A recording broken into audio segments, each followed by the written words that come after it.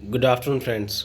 तो मैंने एक पोस्ट अपलोड किया था कि अगर Rajasthan high court LDC exam से रिलेटेड कोई क्वेश्चन है आप लोगों का तो प्लीज़ आप जो है मुझसे शेयर कर सकते हैं। मैं कोशिश करूँगा कि मैं उसका आंसर कर पाऊँ। तो पहला क्वेश्चन है कि अंकित रांगा जी का कि पोस्ट इंक्रीज़ होगी या नहीं होगी। देखो फ़िलहाल इसकी कोई ऑफिशियल जो है इन्फॉर्मेशन नहीं है कि पोस्ट इंक्रीज़ होगी या नहीं होगी। हाँ, इंटरनल रूमर्स ज़रूर हैं कि इंक्रीज़ होगी, पर मैं फिर भी ये कहूँगा आपसे कि अगर आपके अच्छे मार्क्स बन रहे हैं तो आप इसके भरोसे मत रहिए कि पोस्ट इंक्रीज़ होगी या नहीं होगी। आप टाइपिंग में इतने मार्क्स गेन करिए कम से कम कि आप जो है सीट अपनी छीन पाए, ना कि ऐसा ना आप वेट करें कि मुझे जो है वेट जब इंक्रीज़ होगी तो ही मुझे सीट मिलेगी। ठीक है, इस वजह से आप जो है अपना जो आप मेहनत कर सकते हैं वो उसको आप डिले मत करिए। दूसरा है प्रियांजलि शेखावत जी का 196 प्लस वाले जिन्होंने पिटीशन लगाई उनकी भी क्या टाइपिंग होगी क्या। तो उनकी तो टाइपिंग होगी, बिल्कुल श्योर है, ये उन्हीं के लिए तो है ये सारा सब कुछ। ठीक है। इसके अलावा तीसरा क्वेश्चन है वो नेचर इज़ एवरीथिंग का है। हेलो सर, टाइपिंग कब तक होगी। तो मैं आपको बता दूं कि टाइपिंग जो है वो लगभग आप मान के चलिए दिवाली के बाद होगी, मतलब 12 नवंबर के बाद में। ठीक है, अभी फ़िलहाल ये इन्फॉर्मेशन है कि दिवाली के बाद ही आप लोगों की जो टाइपिंग है वो होगी। कितनी वैकेंसी रखी गई हैं रेट वालों के लिए, तो वैकेंसी का आप वेट मत करिए कितनी वैकेंसी रखी गई है, आप अपने हिसाब से करिए कि जो पहले वैकेंसी थी लगभग 3,000 के आसपास और ज्वाइन कर चुके हैं, आपको उन्हीं में से अपनी सीट जो है वो खींच के लेनी है। ऐसा नहीं है कि आपको जो है नई वैकेंसी आएगी। अगर कोर्ट नई वैकेंसी नहीं निकालता तो क्या आप इसका मतलब जो ज्वाइन कर चुके फिर आप उनको हटाने की कोशिश नहीं करोगे। फिर तो आप छोड़ दो मेहनत करना, आपने रिटी क्यों लगाई थी फिर। अगर आप इतने ही देन दिल वाले हो कि भाई ठीक है हम नई पोस्ट आएगी उसमें से ही हम लेंगे, तो फिर तो आपको इसके लिए मेहनत ही नहीं करनी चाहिए, तो आप छोड़ दो उसको।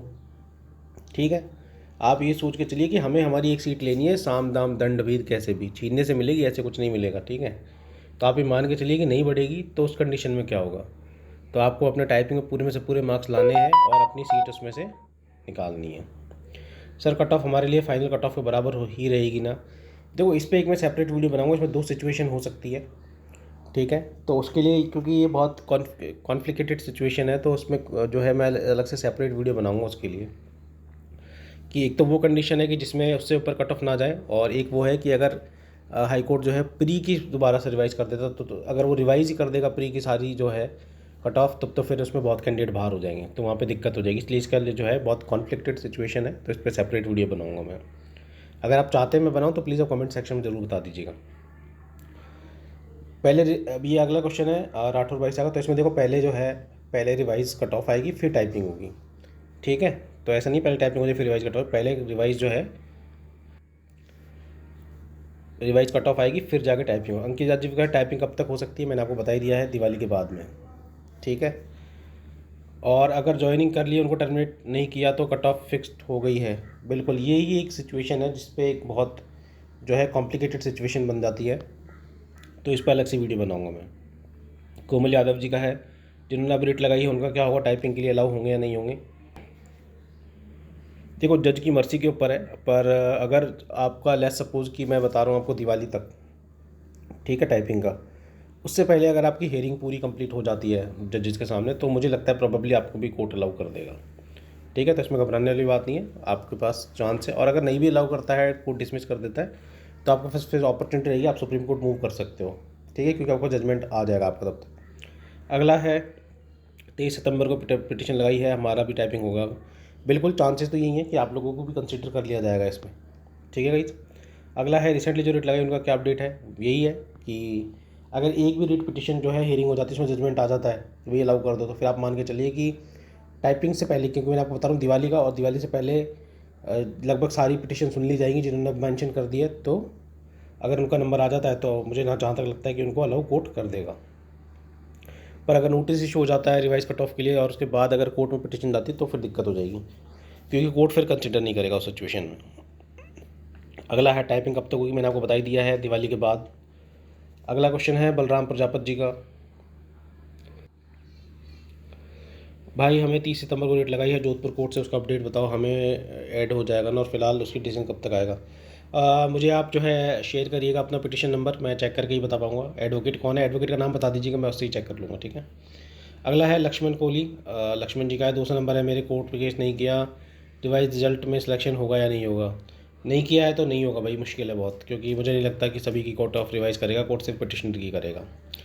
दर्शत जोगी जी का है, क्या अभी भी रिट लगाई जा सकती है? बिल्कुल लगा सकते हो, रिट तो आप कभी भी लगा सकते हो, पर अगर अब तक ही नहीं लगाई तो अब आगे लगा क्या करोगे? अब आप नई एग्ज़ाम की तैयारी करो, ठीक है। अगले हैं प्रकाश साहू। भाई साहब समझ नहीं आ रहा टाइपिंग करें या नहीं करें, कोई कह रहा है कि लगे हुए को। भाई इसमें आप, मैं सिंपल सा मान के चलो कि कोर्ट उनको हटा सकता है, ये सब कहने वाली बातें हैं। उनकी जॉइनिंग लेटर पे भी साफ क्लियरली मेंशन है कि आपकी जॉइनिंग जो है वो सब जुडिस है under the matter of the petition, जो भी 7665 है रजत वाली, और जो भी पिटिशन थी तो उसके अंडर में सब जुडिस है, तो कोर्ट हटा सकता है। ये सब मूर्खतापूर्ण बातें हैं कि कोर्ट हटा नहीं सकता, ठीक है। हाँ वो केसेस होंगे, केस वगैरह होंगे, और इसमें आप मान के चलिए कि हटेंगे कैंडिडेट्स। अगर जिस हिसाब का जजमेंट है तो उस हिसाब से कैंडिडेट्स को हटना ही पड़ेगा इसमें, क्योंकि और कोई ऑप्शन नहीं है, कोर्ट इतनी पोस्ट इंक्रीज नहीं कर सकता, ठीक है। अगला है, अब क्योंकि इस पर मैं आपको सेपरेट वीडियो बनाऊंगा, इसमें 2-3 सिचुएशन बनेंगी, वो दोनों तीन सिचुएशन आप मान के चलिए कि इसमें से कुछ भी हो सकता है। अब अगर आपको वैसे वीडियो चाहिए तो प्लीज़ आप मुझे कमेंट सेक्शन में एक बार ज़रूर बता देना। टाइपिंग कब तक होगी कोई पुख्ता जानकारी तो बताना, कोई व्यूज के लिए वीडियो की तरह नहीं। यार देखो, मेरे पास जो इन्फॉर्मेशन मैं देता हूँ तो कई मेरे पास, मैं बनाता भी नहीं वीडियो, पर मेरे पास काफ़ी दिनों से फ़ोन आ रहे थे कि आप वीडियो बना दो कि कब तक टाइपिंग होगी। तो मैंने 1-2 बार जो है कोशिश की थी कि पता करूँ कि कब तक जो है हो पाए, कुछ जो जिनके भी सोर्सेज हैं अंदर। तो यही इन्फॉर्मेशन है कि दिवाली के बाद तक ही होगी। दिव्यानी जी हैं, जो जवाब तो सही से देते नहीं हैं, क्या क्वेश्चन करें आपसे? तो देखो यार, आप खुद ही, इनका जो मैटर था वो OMR वाला मैटर था, OMR में इन्होंने रॉन्ग फिल कर दिया था। मैंने नालसा के थ्रू इनकी पिटिशन लगवाई थी। नालसा से जब मैंने इनका चेक करा स्टेटस तो वहाँ पे दिखा रहा था कि ऑलरेडी जो है इनको वो अप्रूव में है, पर इन्होंने बोला कि मेरे पास तो कॉल ही नहीं आई है। तो आपकी पिटिशन, आपको खुद को ही इतना एक्टिव होना पड़ेगा कि आप अपनी पिटिशन खुद चेक करो और खुद में सॉरी, खुद ही उसमें पार्टिसिपेट करो। और मैं आपके लिए बार बार चेक नहीं कर सकता, इतना टाइम हर किसी के पास होता नहीं कि मैं उसको बार बार चेक करूं। मैंने जितना करना था मैंने कर दिया था, मैंने अप्लाई कर दिया आपके लिए पिटिशन के लिए। अब आपको उसमें देखना है कि क्या होता है क्या नहीं होता, ठीक है। उच्चतम न्यायालय जाएगा कि हाईकोर्ट वाले नहीं जा रहे हैं, वो उन्होंने जो है अभी फ़िलहाल इस पर मीटिंग हुई थी, उसमें ये डिसीजन आया निकल कर कि वो जो है सुप्रीम कोर्ट चैलेंज इसको नहीं कर रहे हैं। भाई आपके मोबाइल नंबर बताओ। मेरा mobile number already public platform में है, 8824594814। ठीक है गाइस, ये मेरा नंबर है 8824594814। कोई भी आपकी क्वेरी हो तो आप प्लीज़ मुझे कॉल कर लीजिएगा। अगर कई बोल रहे थे ये नंबर मेरा नॉट रीचेबल बताता है किसी टाइम पर, तो आप मुझे 9887076927 पे कॉल कर लीजिएगा। तो ये है गाइस। और जो है मैं वीडियो अब बना नहीं पाता हूँ क्योंकि मुझे टाइम नहीं मिल पाता। इन फ्यूचर अगर आपकी और भी कोई क्वेरी है तो प्लीज़ आप इसी कमेंट सेक्शन में बता दीजिएगा, मैं नेक्स्ट वीडियो कल अपलोड कर दूँगा। तो फिलहाल के लिए इस वीडियो में इतना ही, बने रहिएगा। Thank you so much and have a great day.